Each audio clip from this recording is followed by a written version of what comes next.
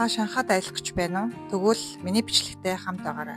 Би Улаанбаатараас Шанхай руу хэрхэн аялсан тухайга энэ бичлэгээрээ үзүүлэхээс гадна Шанхайд очиод юу үзэх боломжтой талаар танилцуулах болно.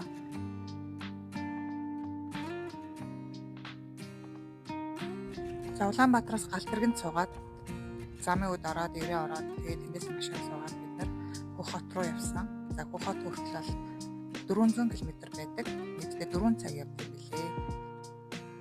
Ингээд бид нар Хөх хотоос Шанхай руу ниссэн. За Шанхайд очиод бид нар буудлаа урдчилж захиалсан байсан. За буудалтаа хоноод бидний Шанхайгийн аялал үргэлжилсэн байгаа. За энэ удаагийнхаа бичлэгээр Шанхайн зүрхэн хэсгээр нэг өдөр аялна.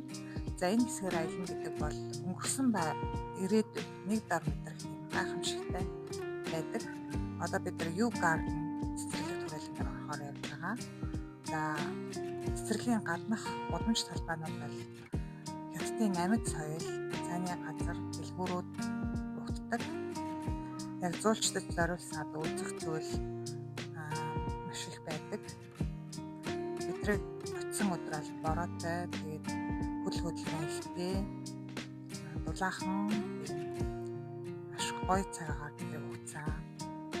За Юу Гарден цэцэрлэгт хүрээлэн бол 1559 онд Мин улсын үед төрийн түвшинд Тан Юндан хэмээх хүн эцэгхээ баярлуулахын тулд энэ газрыг явуулсан гэж үздэг.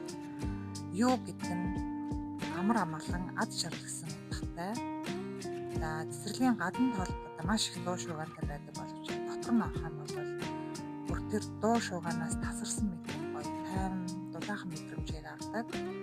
За энэ цэцэрлэг түрээлний хамгийн алдартай зүйл нь цөмбөр хад гэж нэрлэгддэг. 3.3 м өндөр ийм хадын чулуун байт юм билээ. За Юу Гарденаас гараад Шанхай орчин үеийн нүүр царай басан газарт бид очихоор явж байна. За энэ бол алдартай Шанхай тааврыг үзнэ. За одоо бол Нанжингийн гудамжны өмнөд хэсэг харагдаж байна. За удахгүй Шанхай таавар маань харагдана. За Шанхай таавар дэлхийд 3-т ордог. 632 м өндөртэй Хятадын хамгийн өндөр цонхог спираль хэлбэртэй хийсэн салхины эсэргүүцлийг бууруулдаг. Барилга нь байгаль дэвшилтэд технологитой. Хамгийн хурдан лигдээр дээшлээд 118 давхар гараад топ оф Шанхайгаас хотыг бүхэлдэн тайлбар болдог.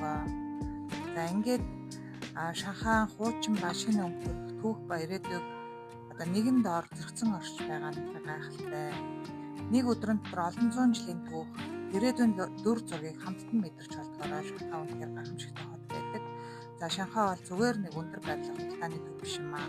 Энэ бол сэтгэл, соёл, технологийн нэгдэл гэж хэлдэг. Хэрвээ танд энэ аялал таалагдсан бол лайк дараад суугт манд бүртгүүлээрэй. Баярлалаа.